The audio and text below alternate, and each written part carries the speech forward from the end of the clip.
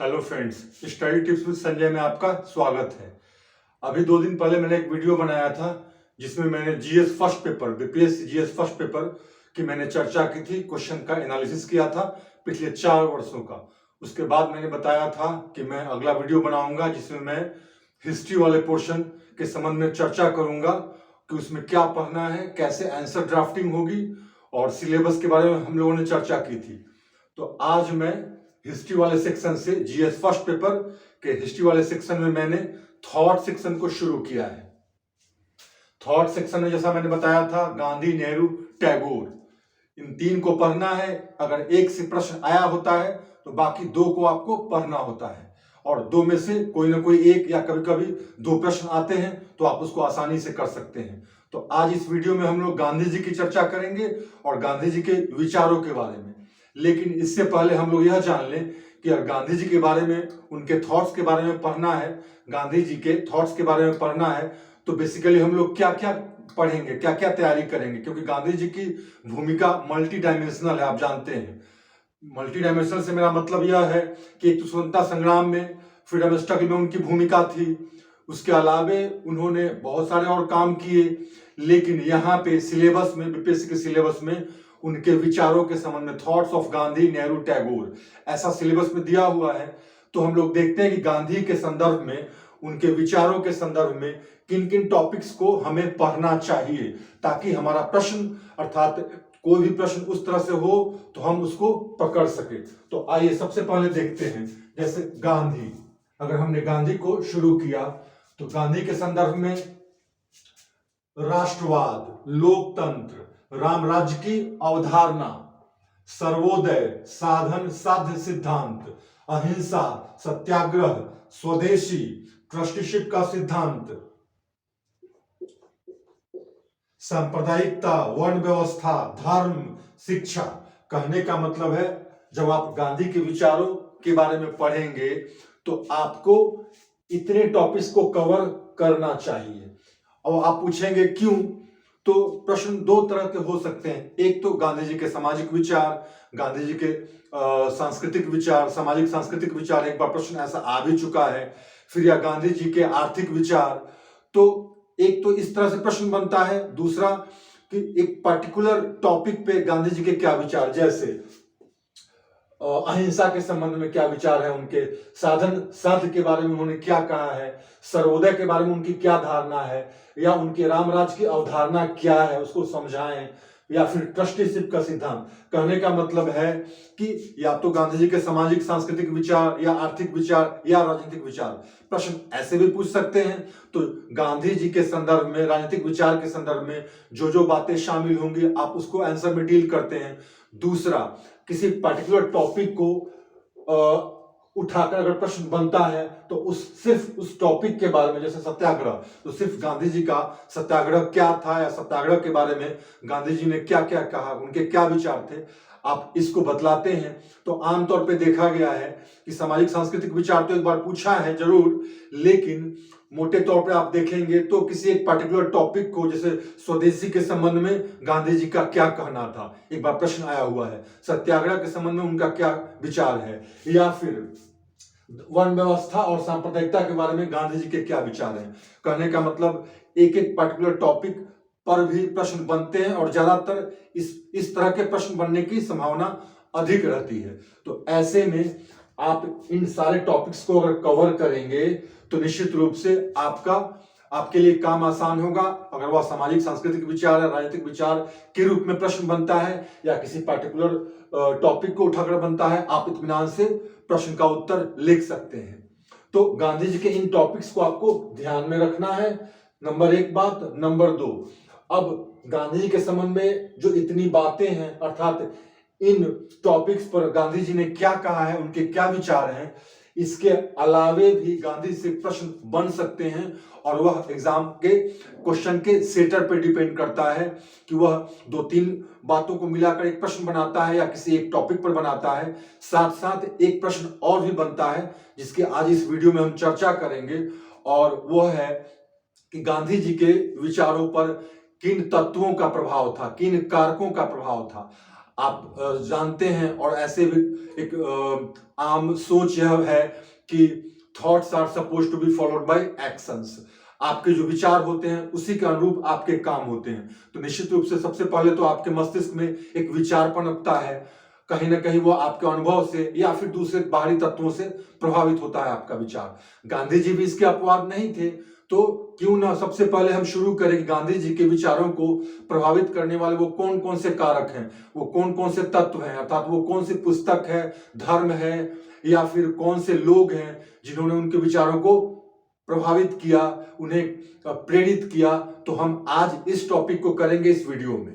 तो मैंने जो प्रश्न उठाया वह यह है, गांधी जी के विचारों को प्रभावित करने वाले कारक या तत्व।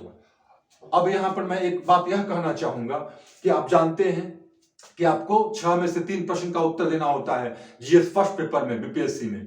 तो आपका एक प्रश्न 38 मार्क्स का होता है, आप अच्छी तरह जानते हैं। अब क्या है, चूंकि आपको कुल 8 प्रश्नों के उत्तर देने होते हैं, तो आपके पास एक समय सीमा है, उसके अंतर्गत रहकर आपको सभी प्रश्नों के उत्तर देना है।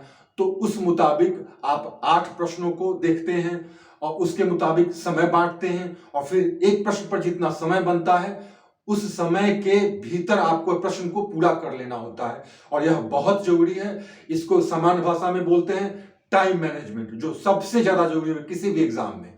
अब रही बात कि अगर टाइम मैनेजमेंट की बात है, तो निश्चित रूप से समय के अंतर्गत कितने शब्दों में प्रश्न के उत्तर को लिखा जाए, यह भी एक बहुत ही अहम मुद्दा है या अहम प्रश्न है जो आमतौर पे मेरे स्टूडेंट्स मुझसे पूछते हैं। तो एक कोई बहुत स्टैंडर्ड तो नहीं, लेकिन फिर भी आमतौर पे अगर आप 8 प्रश्नों को देखेंगे और समय बांटेंगे 3 घंटे का, तो आमतौर पे आप देखेंगे कि आपको 20-22 मिनट मिलता है, और आपको उसमें एक आप कह सकते हैं संतुलित तरीके से 400-450 वर्ड्स में आपको अपने उत्तर को लिख लेना होता है। आप 400 वर्ड ही मानकर चलिए। तो कहने का मेरा अभिप्राय यह है कि आपको इस तरह से प्रैक्टिस करनी होती है कि आप 400 शब्द के उत्तर लिख पाएं उस समय सीमा में, ताकि आप 8 प्रश्न के उत्तर लिख पाएं। तो आपको 400 शब्द को स्टैंडर्ड मानकर और उसी के अनुरूप प्रैक्टिस करना है।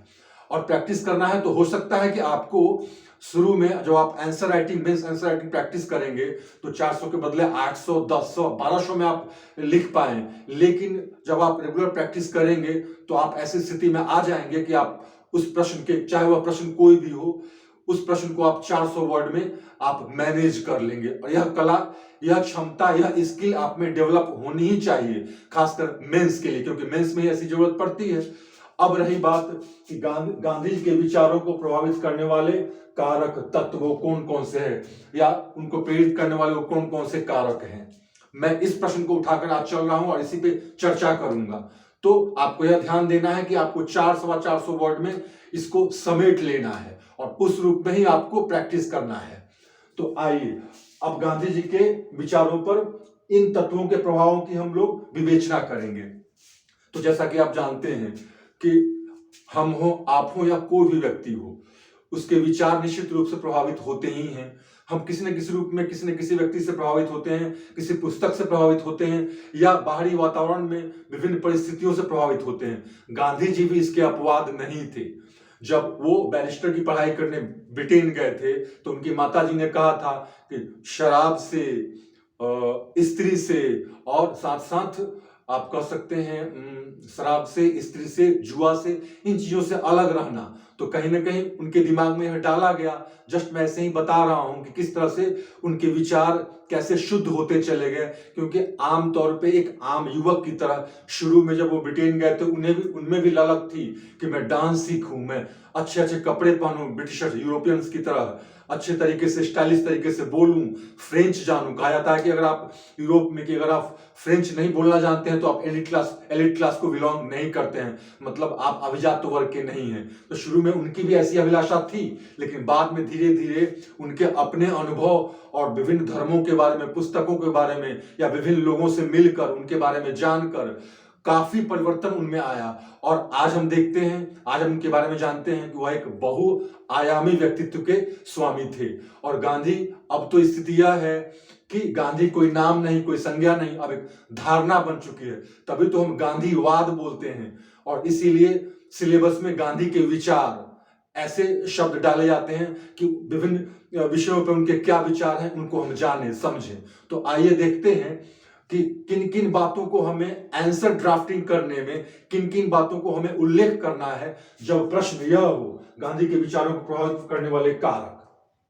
तो वन बाय वन मैं डील करूंगा, आपको इसको समझ लेना है और फिर आपको आंसर राइटिंग प्रैक्टिस खुद से करना है। फिर उसके बाद आप चाहें तो मुझे भेज सकते हैं, मैं उसको चेक भी करूंगा आप कहां तक उसको कर पा रहे हैं। सबसे पहले देखिए, सबसे पहला जो आपको लिखना है, थोड़ा सा परिचय आपको देना पड़ेगा गांधी जी के बारे में कि वो एक बहुआयामी व्यक्तित्व के स्वामी हैं। उन्होंने भारतीय स्वतंत्रता संग्राम में अपनी भूमिका, उल्लेखनीय भूमिका तो निभाई ही, साथ साथ विभिन्न सामयिक विषयों पर और दूसरे सामाजिक, सांस्कृतिक, आर्थिक और राजनीतिक विषयों पर भी उन्होंने बहुत सारी बातें कही जो आज भी कहीं ना कहीं प्रासंगिक हैं और हम आप इस बात को अच्छी तरह समझते हैं। तो उनके विचारों में सबसे पहली बात जो आपको देना है, थोड़े से परिचय, 2-3 वाक्यों का परिचय देने के पश्चात वो ये कि अपने जीवन के अनुभव, प्रत्येक व्यक्ति अपने अनुभवों से सीखता है, गांधी जी भी इसके अपवाद नहीं थे। तो अपने जीवन के अनुभव हो, चाहे वह साउथ अफ्रीका का प्रवास हो या फिर भारत हो, विभिन्न परिस्थितियों से वो गुजर रहे थे और उसके दौरान जो उन्हें अनुभव प्राप्त हुआ, निश्चित रूप से उनके विचारों को उनके अनुभवों ने प्रेरित किया। जैसा मैंने कहा, thoughts are supposed to be followed by actions. तब उसके अनुरूप उन्होंने अपना कुछ काम किया, बहुत सारा काम किया। तो उनके अपने अनुभव से भी उनके विचार निश्चित रूप से प्रभावित हुए। वह अनुभव इस प्रकार के थे कि किस प्रकार का कार्य व्यवहार, किस प्रकार का कार्य व्यवहार और किस तरह से संसार में, समाज में व्यावहारिकता को अपनाना है, सिद्धांत और व्यवहार में क्या फर्क है, इस बात को समझने की कोशिश उन्होंने की और उन्होंने समझा भी। तभी तो उनकी आगे भूमिका भारतीय परिस्थितियों के अनुकूल वो निर्णय ले पाए। तो कहीं ना कहीं उनके अपने अनुभव, चाहे वो भारत के अनुभव हो या भारत के बाहर के अनुभव हो, इससे उनके विचार प्रेरित हुए। दूसरा जो फैक्टर आपको लेना है, दूसरी जो बात आपको बतानी होगी, वह यह है भारतीय परंपरा व इतिहास। भारत की परंपरा, यहाँ की अपनी संस्कृति है, अपनी परंपरा है। गांधी जी इससे अच्छी तरह वाकिफ थे। भले ही कुछ समय के लिए उन्होंने यूरोपियन संस्कृति को अपनाने की कोशिश की थी, जो जिसमें वो असफल रहा, और उन्होंने इस बात को स्वीकार भी किया है, माय एक्सपेरिमेंट विद ट्रुथ में। तो भारतीय संस्कृति, सभ्यता, कल्चर के बारे में उनकी अपनी सोच, उनकी अपनी जानकारी और साथ साथ इतिहास, यहाँ के इतिहास, कहीं ना कहीं इतिहास संस्कृति से जुड़ा हुआ होता है। किसी भी देश का इतिहास कहीं ना कहीं वहां की संस्कृति का झलक देता है, प्रदान करता है। तो भारतीय संस्कृति, भारतीय परंपरा व इतिहास से भी वो काफी प्रभावित थे। फॉर एग्जाम्पल आप ले लीजिए अशोक, आपने पढ़ा होगा, अगर आप हिस्ट्री के हो या न भी हो, फिर भी सब लोग जानते हैं अशोक महान। तो अशोक सम्राट का, जैसे आप जानते होंगे, अशोक का धम्म, कहीं ना कहीं वह क्या था, कहीं ना कहीं उसमें नीति की बात की गई थी, मोरालिटी की बात की गई थी। तो उन्होंने इन बातों को पढ़ा, इससे वो सत्य, अहिंसा के संबंध में उन्हें काफी समझ बढ़ी। उनकी सोच इस प्रकार की हुई कि नहीं, यह व्यक्तित्व कहीं ना कहीं इस प्रकार का है जिससे कुछ सीखा जा सकता है। इसी तरह भारतीय परंपरा को उन्होंने समझा, भारतीय संस्कृति, धर्म को समझा और उसके अनुरूप खुद को या अपने आचरण को कहीं ना कहीं उस तरीके से ढालने की भी उन्होंने कोशिश की। और यह उनकी बातों में आगे चलकर झलकता भी है, जब वो बहुत सारी बातों पर अपनी चर्चा, अपनी बात कहते हैं, या फिर इंडियन ओपिनियन हो गया, या फिर अपनी किताबों में या दूसरे लेखों में अपनी बात को कह पाए। तो कहीं ना कहीं उनके विचार भारतीय परंपरा और इतिहास से प्रभावित हुए ही हुए, इसमें कोई शक नहीं। तो आपको बिल्कुल संतुलित शब्दों में, कहने के संदर्भ में आप बहुत सारी बातें कह सकते हैं, लेकिन आपको राम कहानी नहीं लिखना होता है मेंस में। बिल्कुल पकी पकाई, संक्षिप्त तरीके से, संतुलित तरीके से अपनी बात को रखना होता है। तो दूसरे फैक्टर को आप इस तरह से बताएंगे। फिर तीसरा, विभिन्न धर्मों का प्रभाव। गांधी जी इस मामले में बेहद स्वस्थ विचार रखते थे। उन्होंने सभी धर्मों का अध्ययन किया था। सभी धर्मों का अध्ययन का मतलब है उसकी पुस्तकों का अध्ययन किया था, उसको जानने की कोशिश की थी। फॉर एग्जाम्पल लीजिए, जैन धर्म, बौद्ध धर्म, हिंदू धर्म, ईसाई धर्म। भले ईसाई यहाँ का धर्म नहीं था, लेकिन फिर भी ईसाई धर्म के बाइबल को भी उन्होंने पढ़ा था। और बाइबल में एक कॉन्सेप्ट है करुणा, कंपैशन। तो कंपैशन, कहीं ना कहीं करुणा वाली बात जो उनकी बातों में झलकती थी, जो जो जो वो चर्चा करते थे, गरीब, कैसे गरीब व्यक्ति के प्रति क्या व्यवहार होना चाहिए, सरकार का, समाज का, यह करुणा, किसी के प्रति जो एक फीलिंग होती है कि हम उसके लिए कुछ कर पाए, यह तत्व उन्होंने ईसाई धर्म के बाइबल से लिया था। हिंदू धर्म का गीता, यह उससे बेहद प्रभावित थे। यह सब जगह आपको मिलता है, और गीता का सबसे जो मौलिक तत्व गीता में है, मूल बात जो है गीता में, वो क्या है? कर्म सिद्धांत। जो आप कर्म करते हैं उसका फल आपको मिलता है। तो उसको उन्होंने अपनाया, और उसको अपनाया ही नहीं बल्कि लोगों को भी इस संबंध में प्रेरित किया कि आप कर्म करेंगे उसका फल मिलेगा। तो जिस तरह से कर्म करेंगे, कर्म आपका अगर अच्छा हो, बेहतर हो, शुद्ध हो, निश्चित रूप से फल बेहतर होंगे। और इसको उन्होंने स्वतंत्रता संग्राम के दौरान व्यवहार में अपनाया, और जिस तरीके से उन्होंने लड़ाई लड़ी, कहीं ना कहीं उसका एक बेहतर परिणाम भी मिला। तो आप बता सकते हैं गीता का एग्जाम्पल देकर, बौद्ध और जैन धर्म आप जानते हैं, सत्य, अहिंसा, अस्तेय, अपरिग्रह, ब्रह्मचर्य। तो सत्य और अहिंसा तो गांधी जी के विचारों में दो सबसे महत्वपूर्ण तत्व है। कहीं ना कहीं यह बौद्ध और जैन धर्म से उनके प्रभावित होने की बात को निश्चित रूप से साबित करता है। और साथ साथ सत्य, अहिंसा, अस्तेय, अपरिग्रह, ब्रह्मचर्य। ब्रह्मचर्य पर तो उन्होंने खुद एक्सपेरिमेंट किया, और अपनी बातें माय एक्सपेरिमेंट विद ट्रुथ में उन्होंने स्पष्ट रूप से कही भी है। तो इस तरह से आप देखते हैं कि विभिन्न धर्मों का भी उन पर, उनके विचारों पर निश्चित रूप से काफी प्रभाव था, जो आगे चलकर उनके व्यवहार में भी झलकता है। तो आप इस फैक्टर को भी निश्चित रूप से सावधानी के साथ मेंशन करेंगे। अब आइए कुछ खास व्यक्तित्व। इन बातों के अलावा गांधी जी कुछ खास व्यक्तित्व से भी प्रभावित थे। इसमें सबसे पहले आता है जॉन रस्किन। इसकी पुस्तक अनटू द लास्ट आपने देखी होगी। जीके जब पढ़ते होंगे आप, तो बुक्स एंड ऑथर्स पढ़ते होंगे, तो आपको निश्चित रूप से पता होगा। ये अनटू द लास्ट जो पुस्तक है, ये अंत्योदय, ये उनका जो कॉन्सेप्ट है अंत्योदय का, जिस पर उन्होंने अपने विचार रखे हैं, या फिर आप कह सकते हैं सर्वोदय। अंत्योदय, अंत का उदय, अर्थात समाज के का जो सबसे गरीब तबका हो उसका उदय। कहने का मतलब गांधी जी के समाज कल्याण, व्यक्ति कल्याण संबंधी जो गांधी जी के विचार हैं, कहीं ना कहीं जॉन रस्किन के अनटू द लास्ट से प्रभावित है। इसमें दिया गया अंत्योदय की धारणा, जन कल्याण की धारणा, जन कल्याण की धारणा के साथ साथ श्रम की महत्ता, इन बातों को उन्होंने अपनाया, इन बातों को उन्होंने समझा, और कहीं ना कहीं यह पुस्तक निश्चित रूप से उनके लिए, या कह सकते हैं, काफी इंस्ट्रूमेंटल साबित हुआ। तो आप इसको मेंशन करेंगे। तत्पश्चात टॉल्स्टॉय की पुस्तक the kingdom of God within us, इस पुस्तक से भी वो काफी प्रभावित थे। जैसे आप, गांधी जी का एक विचार है साधन साध्य। साधन मतलब मीन्स, उपाय, तरीका, और साध्य मतलब लक्ष्य। तो किस तरह से लक्ष्य प्राप्त करना है, और लक्ष्य अगर बेहतर हो तो सिर्फ वही काफी नहीं है, बल्कि उसको प्राप्त करने का उपाय, तरीका, साधन भी पवित्र होना चाहिए, नैतिक होना चाहिए। यह जो कॉन्सेप्ट है, यह जो संकल्पना, आगे उन्होंने इस पर काफी बातें कही, जिसकी हम लोग अलग से चर्चा करेंगे।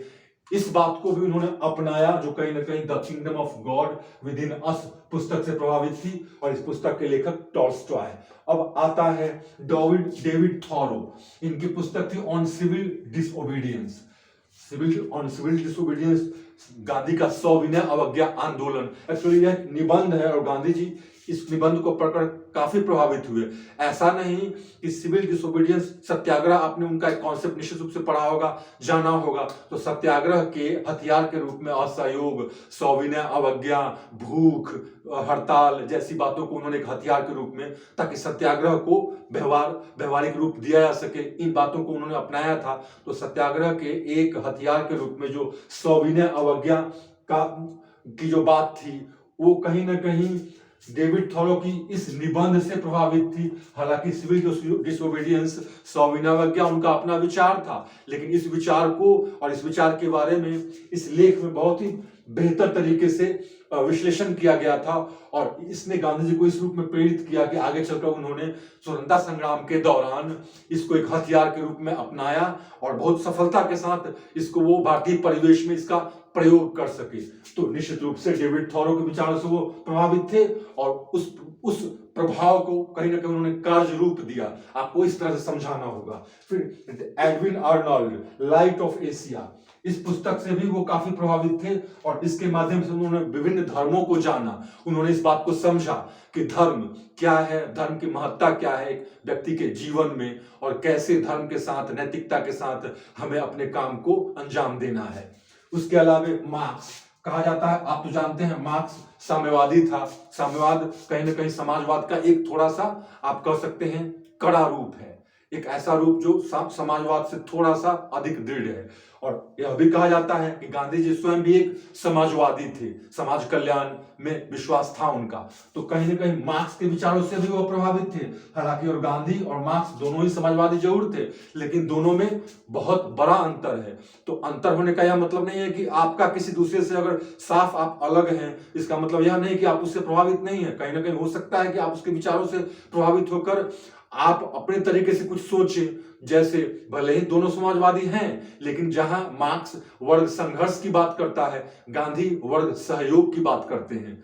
तो गांधी जी के विचार, समाजवादी विचार मार्क्स के विचारों से कहीं ना कहीं प्रेरित है, और गांधी जी का यह प्रयास रहा कि मार्क्स के विचारों में कहीं ना कहीं उसको रेक्टिफाई करके, उसको संतुलित करके एक बेहतर रूप दिया जा सकता है। तो गांधी जी का समाजवाद अपने आप में एक अलग आयाम प्रस्तुत करता है, यह कहीं ना कहीं मार्क्स के विचारों के प्रभाव को बतलाता है। तो इस तरह से आप गांधी जी के विचारों को प्रभावित करने वाले कारक तत्व की इन तरीके से चर्चा कर सकते हैं, एक एक फैक्टर को लेकर, और आपका प्रयास यह होना चाहिए कि आप 400 शब्दों में इनको समेट ले, इन सारे फैक्टर्स के बारे में डील कर पाए। एक बार में यह संभव नहीं है, जो स्वाभाविक भी है, आप, हम या कोई भी और। लेकिन अगर आप आंसर राइटिंग प्रैक्टिस रेगुलर करेंगे तो पहले 1200, 1100, 800 करते करते आप 400-450 तक में शब्दों में आप अपने उत्तर को बिल्कुल अच्छे तरीके से समेट सकते हैं। और आपकी यही कोशिश होनी चाहिए। मेरी कोशिश यह है कि मैंने इस तरह से एक आंसर ड्राफ्टिंग का एक मॉडल दिया आपको, मैंने खुद से यह प्रश्न बनाया, और गांधी से इस तरह के प्रश्न आ सकते हैं, इस बात की गुंजाइश रहती है, रहेगी। तो आपसे अनुरोध है कि आप इन बातों को ध्यान में रखें, खुद से भी थोड़ा स्वाध्याय करें, और फिर आप आंसर राइटिंग प्रैक्टिस करें। उसके बाद आप चाहें तो हमारे चैनल पर इसको आप भेज सकते हैं कमेंट सेक्शन में, मैं उसको चेक कर दूंगा, या फिर आप हमारे ईमेल अकाउंट पे भेज सकते हैं, मैं उसको देख लूंगा कहां तक आप सही लिख पा रहे हैं, क्या है कमी, जो भी है आपका प्रयास और साथ साथ हमारी कोशिश, हो सकता है कोई नया रंग लाए। तो इस तरीके से आज हम लोगों ने गांधी से संबंधित एक टॉपिक की चर्चा की। आगे भी अगले वीडियो में गांधी के कुछ विचारों की चर्चा करूंगा, विश्लेषण करूंगा और आंसर ड्राफ्टिंग करूंगा, ताकि धीरे धीरे मेंस के लिए भी आपका एक आधार तैयार होता जाए। बाकी आपको अपने पीटी के लिए समय रेगुलर थोड़ा बचा कर रखना है और देना है, और साथ साथ मेंस के लिए भी एक बेस आधार तैयार करना है। इसी के साथ आज का यह आप कह सकते हैं वीडियो समाप्त होता है। आप चाहें तो, अगर आपको अच्छा लगता है तो आप इसको दूसरों को ये करें, रेफर करें, लाइक करें, सब्सक्राइब करें, और कमेंट सेक्शन में बताएं कि और क्या जरूरत है इंप्रूव करने का इस चैनल में, और किस तरीके से और बेहतर तरीके से आप तक अपनी बातों को मैं पहुंचा सकूं। Thank you very much.